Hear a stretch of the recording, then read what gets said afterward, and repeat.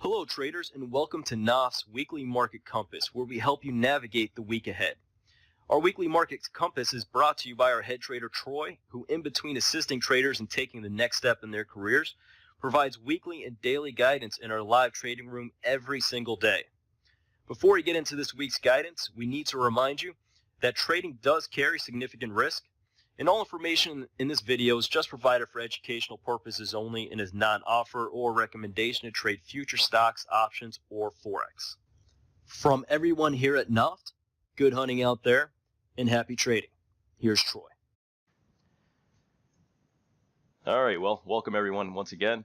My name is Kyle, sitting in for Troy for this week as far as the weekly outlook goes.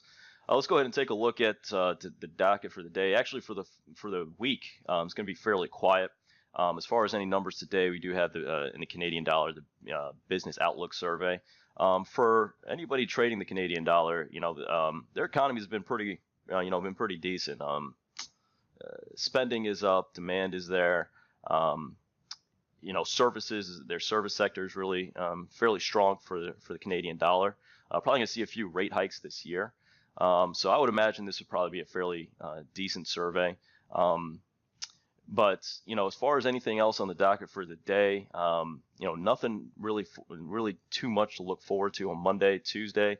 You do have some China numbers coming out, and kind of interesting to what's interesting about China if you're an Australian dollar trader. Anything China related is certainly going to affect the Aussie. The economies are very kind of interconnected there. And the Chinese economy has been a little bit softer lately.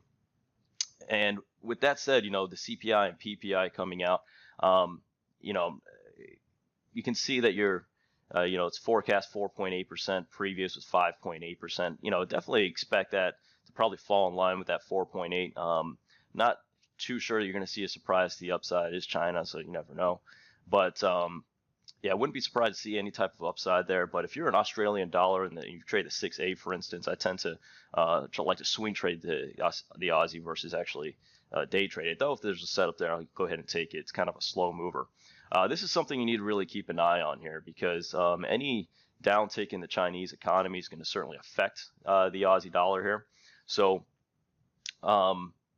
definitely keep an eye on this data. I would expect fairly soft data coming out of China, but I think you may see some more and more data that kind of supports that, and which will directly affect the Aussie. And you'll probably see the Aussie start to trail off there a little bit, start to turn around. It's been pretty strong since the beginning of the year. Some of the commodity currencies have been really strong, Aussie namely, and pretty strong. You might start seeing a turn in that fairly probably sooner than later, but it's all going to be kind of dependent, not all, but mostly dependent on what's going on in China. So it's definitely a number to watch on Tuesday. Otherwise, fairly quiet. Moving over into Wednesday, if you are a British pound trader looking at manufacturing production, they're expecting a slight uptick to 0.3%. What's going on in the British pound is kind of interesting. So we all know, everybody knows the whole Brexit situation that's going on. But what we also have is, manufacturing is kind of slowing down a little bit, but kind of the services, the service sector's kind of picked up a little bit. So a little bit of a mixed bag there in the British pound. But all that is going to be probably on Brexit, especially going into this year. Probably expect a Brexit deal getting done. Over the weekend, if I remember, I'm going to have to look that up, but there was a Brexit chief or something to that effect that was installed by Theresa May. We'll see how that pans out there. But the pound over the past few weeks is kind of recovering a little bit nicely, but still kind of in a mixed area. Certainly something to watch. Again, the services sector and spending in the last quarter was actually up a little bit in the British pound. Manufacturing and everything certainly fell off quite a bit. So we'll watch this number. Again, if you're a 6B trader, something you want to keep an eye on. Just as another housekeeping note, I know you guys know me as the Forex guy trading currency pairs, but since Troy is out, I'm going to go ahead and start, and all my charts you'll see are going to be futures related. So just a little housekeeping there. Moving on. Going into Wednesday, you also have building permits for the Canadian dollar. Not too much of a mover. Crude oil coming on Wednesday. we'll see how that pans out there. Retail sales in the Australian dollar. Certainly, spending worldwide is really picked up. The service sector worldwide has really been fairly strong. Retail sales coming in, you're going to see expecting 0.4%. Previous was 0.5%. Going to be interesting to see that number. If you really see it kind of drop off quite a bit, then yeah, you're going to see pretty good reaction there in the Aussie dollar. But again, I think kind of look to China a little bit, and especially Tuesday's numbers to kind of get a gauge on Aussie. As far as if Aussie is going to start to kind of turn over by the end of the week, kind of hard to say, but you're starting to see that ship turn a little bit when it comes to the data, and the currencies will sometimes front run, sometimes catch up, but I think it's going to kind of lag the data there a little bit. So we'll watch the retail sales there on Wednesday. Going into Thursday, you have credit condition survey in the British pound. You do have the monetary policy meeting accounts in the euro. I think the focus for that day is going to be on the dollar and the PPI reports coming out. Previous is 0.4, expecting 0.2%, a little bit softer. I think what you saw with the NFPs, the NFPs there on Friday, is you initially saw the reaction. It was dollar negative, and all of a sudden the dollar started to turn around a little bit, and you saw some dollar strength coming in. I think what you're going to probably see is a little bit of continued dollar strength as the new Fed chief comes in, definitely more hawkish, going to be raising rates here a little bit. Going to be interesting to see what the PPI number comes out as. Expecting a downtick of 0.2%, but I would. It's going to be curious. I think we may hit forecast, maybe up by maybe 0.3%. Will be interesting to see how that plays out. But I think the overall theme with the dollar, at least for the short term going forward, is that you're gonna probably see a little bit of dollar strength. I would guess, just due to the new Fed chief coming in a little bit more hawkish, expecting a little bit more rate hikes this year, and you're just going to see a little bit more hawkish rhetoric. And as everybody starts getting a feel for this new Fed chief comments coming out, I think you'll probably see some dollar strength here. So I'm a little bit hesitant to say overwhelmingly or anything. You see a dollar strength to really start to come back. I think you'll probably see some type of correction here in the short term, intermediate term. When you're looking at the dollar index, you're still seeing it's still kind of pointing to the downside a little bit. So again, kind of getting traders kind of getting in the feel of what this new Fed is going to bring. Again, PPI, a nice inflationary number to keep an eye on.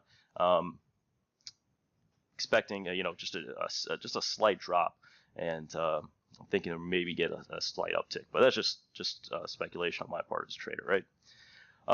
And then going into Friday, we have the CPI data, core CPI retail sales coming out on Friday. So those are the, as far as any dollar traders or domestic market traders, I mean, that's Friday is going to have a whole slew of numbers pre-market. They're going to come out, and as far as the week goes, as far as anything stateside, it's going to be fairly quiet as far as data flowing out. And the focus, if you're just looking at this calendar, is really going to be right down here around Friday. Should get some good volatility off retail sales and CPI. Spending has been up. Service sectors has been doing okay. So we'll see. Expecting in retail sales, previous was 0.8, expecting a downtick down to 0.5%. I think we'll get kind of a leading indication on that PPI number to get an idea of what CPI and retail sales may be. We'll certainly, I think, Friday have a little bit of volatility, but fairly quiet for the week.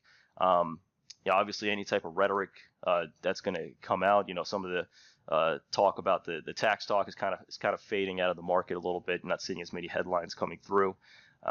So really tough to say. Usually every week you'll have a specific report that the market's really kind of hinging on. Don't really see too many of that this week unless you want to look at Friday. See, Thursday and Friday you're having inflationary numbers coming out, and that might be where the volatility kind of sets up, or the week kind of sets up for the week.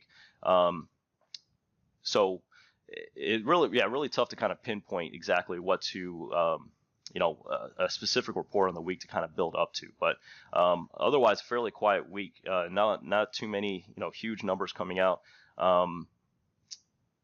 And we're just going to have to kind of watch, keep an eye on the wire, see what kind of comments are coming out, see what kind of, any type of political rhetoric that's coming out. Obviously, North Korea is always there, right? So a bunch of this other geopolitical talk that's out there. So keep your, keep your Squawk Box on. Whatever you guys watch the wire to see what kind of news feed comes out. In a quiet market, they can kind of dictate direction for the markets for that day. All right, let's go ahead and jump into some charts here.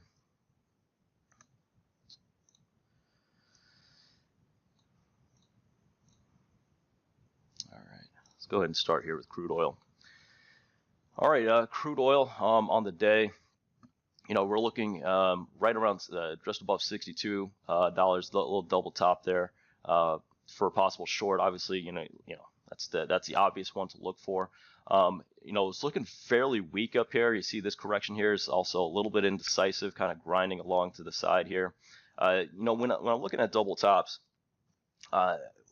when you get an impulsive move like this, and then you kind of have this one a little indecisive, kind of chopping to the side here a little bit, and then gets into this level. You can see this is a level that I've had drawn from here for a while. These are double tops that I like to take advantage of, because when you just have a lot of indecisiveness built up into this, right? You just kind of just chopping side to side. It's not an impulsive type of move.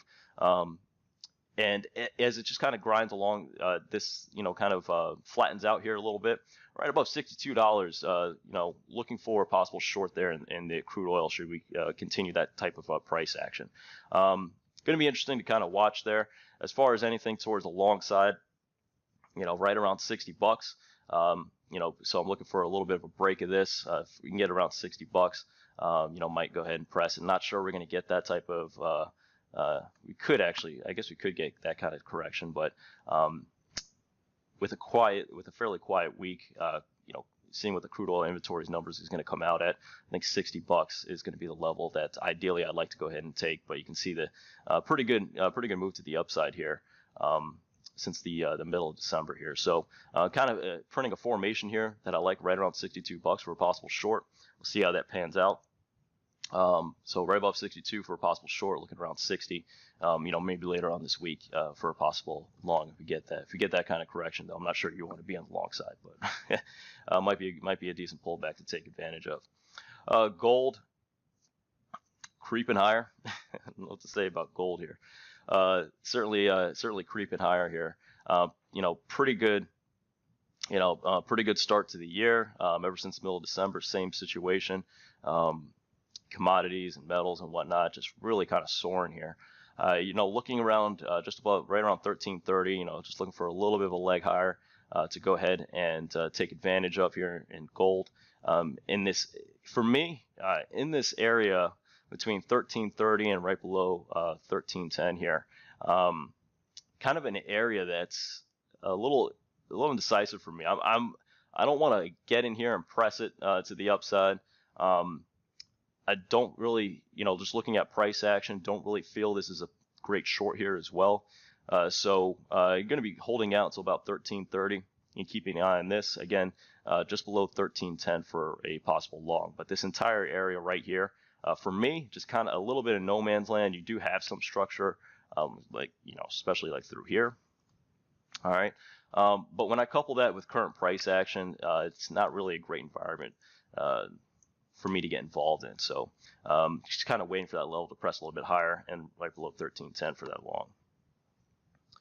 Going into the currencies here, Euro, pretty good break to the downside here, pointing pretty strongly to the downside. I was actually looking at a possible long trade. Probably could have scalped a couple ticks out of it earlier this morning, but yeah, I think it's right around current prices.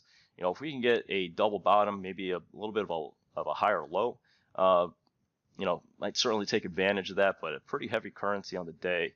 As far as I'm looking at as far as movements on the day. Yeah, this is the euro, between the euro, pound, Aussie, the yen, 6C, or the Canadian dollar. weakest one by far on the day. Certainly going to be interesting to kind of to watch here.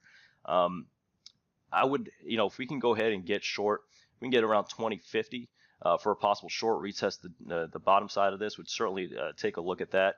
But when you get a formation like that, maybe asking for 2050 for it to pop back up there might be asking a bit much. So what we might look for in the day is if we can get a bounce here and maybe some type of retracement ahead of 120.50, might go ahead and take that short. As far as anything to the long side, again, when you get a heavy market like this, I start to lean on patterns a little bit more. I want to see a higher low. I want to confirm that with order flow, but I want to see some type of pattern here in the market to go ahead and take it long.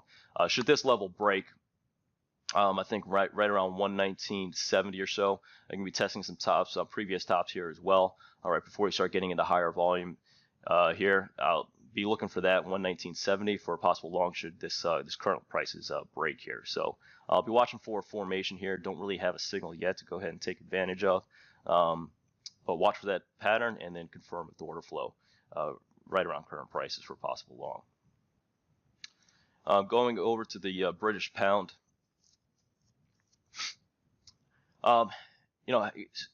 Started to carve out a nice little channel here, and you can see that it's starting to lose a little bit momentum to the upside, just a touch. Pound, when it's kind of getting into these ranges, pretty good environment for scalping. Not much a great environment, so much of a great environment to lean into. So as far as on the day, you have a little bit of a lower high here around 136. If we can make another, run up into that, would be a triple top at that point. I would definitely go ahead and take a look at that. I'm not a big fan of triple tops, but you can see here you have a little bit of two-sidedness in this market. You're able, you might be able to go ahead and squeeze some ticks out of this. So I'll be watching 136 for a possible short. If we can get a double top right at 136.40, I think that might be an ideal setup here. But you can look at the formation that we're getting. Just losing a little bit of the momentum here to the upside, and so I think 136.40 to 136.50 or so might be a good opportunity to go ahead and get short here in the pound. Do have some structure to support that trade here as well. Again, and anything to the long side, I think 135 is an ideal location to take advantage of if this formation, this lower high formation, ends up following through here a little bit. I think 135 might be a nice area to go ahead and take a shot. Definitely have some trend line support. You have some volume support here, some structure support. So 135 is going to be a good level to keep an eye on for any possible longs. Going into the 6J. Tied up into this triangle, guys, and you know how I feel about triangles. Not a big fan. With that said, I mean, this is big enough to, we can still, you can still play in this one. It's on 240 time scale on intraday. It's not going to affect us too much. But with that said, looking for a short, if we can squeeze up a little bit higher into around, what's that level? 89.20. All right, 89.20 right through here. Look for a short there. As far as getting long anywhere, prices, closer to 88.50, right down here. Probably going to hold out and wait for that. As you can see, it's these prices are just getting tighter and tighter and tighter. And as we get closer into this apex, you're going to start seeing some volatile price action until we start seeing a breakout to or fake outs on either side. Again, not a big fan of trading triangles, but we're going to be looking at 88.50 for a possible long. As far as anything to the short side, not going to get involved to around 89.20 or so. But a lot of indecisive price action. Kind of interesting what's going on there in the yen. You would certainly, I was actually thinking that we might see lower prices. I was almost half expecting for this level to 88.50 right here to kind of break, and you see some further downside here in the 6J. Didn't quite get that, and a little bit surprising to me in the current market environments. Would not expect this to to again, in current market environments, really go higher. But if North Korea starts heating up or anything going on in the Asian region, obviously 6J could certainly shoot higher. But as far as again, what's going on globally, global demand in the market, kind of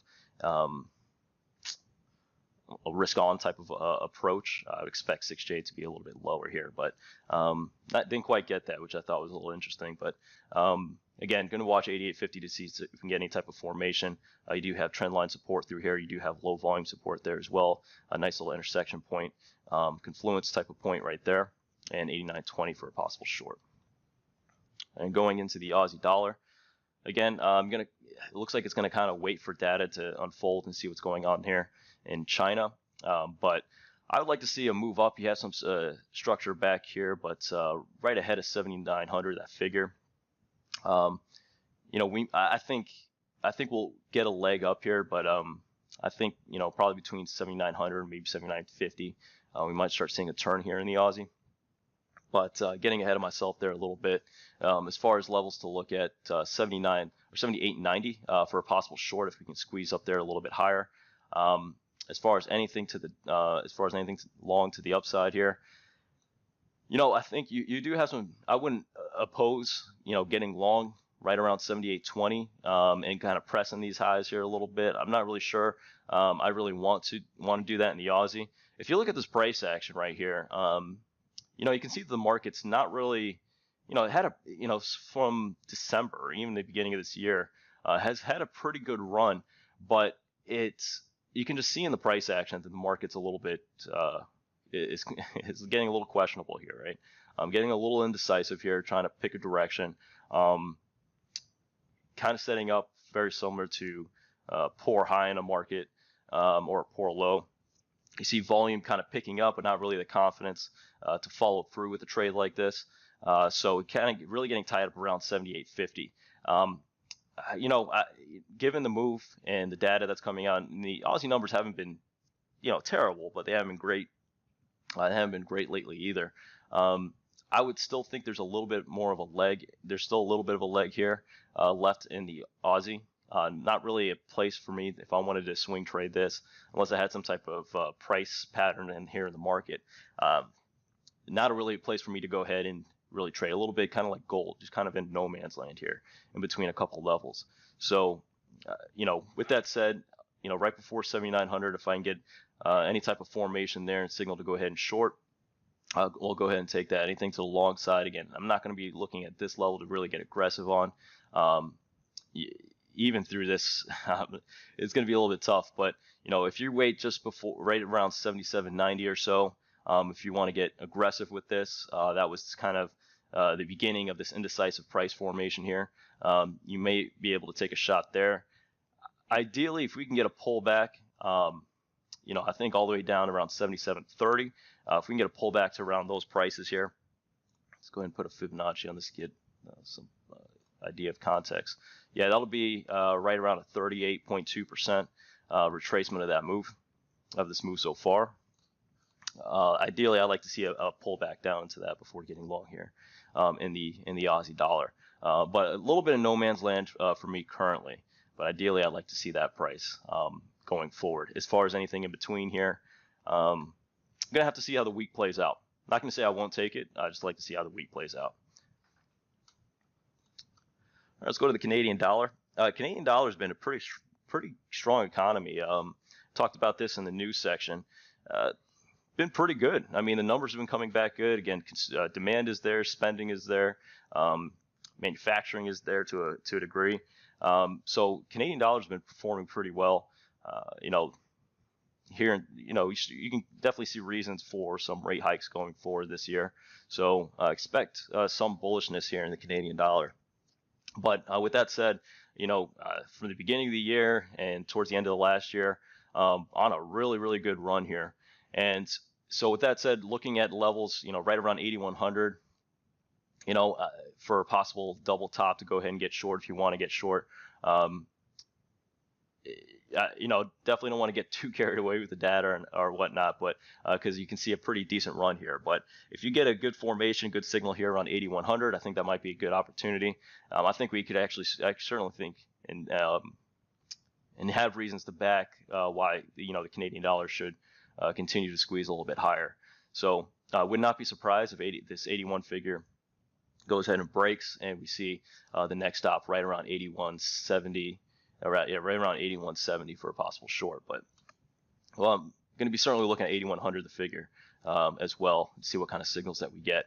As far as anything towards the long side, you know, you do have some structure to support it. What is that? Right around, yeah, right, 8040 or so. Do have structure to support it, the market to support it. Obviously pretty low volume. Just looking at the profile over the last 45 days here, huge gap. If you pull this back here a little bit, bring in some of this data, you really start to see, you know, once we break that level, you're starting to get in some higher volume areas. But I'd actually like to see a pullback into that higher volume. You have this nice low volume trough right at right above the 80 figure here.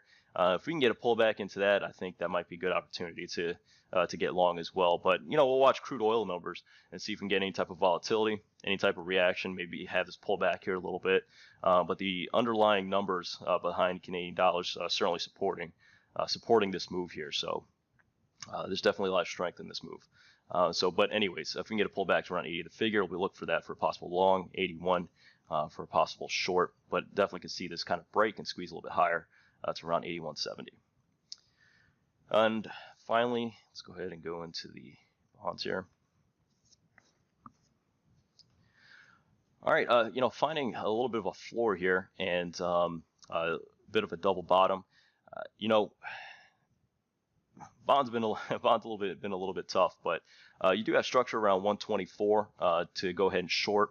You're kind of getting this kind of almost like a falling wedge type of formation here in the bonds. You know, if we do break out to the if we do break this line to the upside, I think your first stop's gonna be 124. But I wouldn't be surprised if we can squeeze into you know, 124.08 until we can get go ahead and start looking to the short side again. If this, provided that this does break. So if this does break to the upside, looking at 124.08 for a possible short. As far as anything intraday to the long side, can't get too excited about any type of longs down here. But yeah, probably be looking a little bit more towards the short side here. I can't really say we'll be looking too much towards the long side. You got a nice formation here, double bottom. But you know, if we can get this to break, I think 124.08 might be a nice place to go, nice opportunity to go ahead and get short.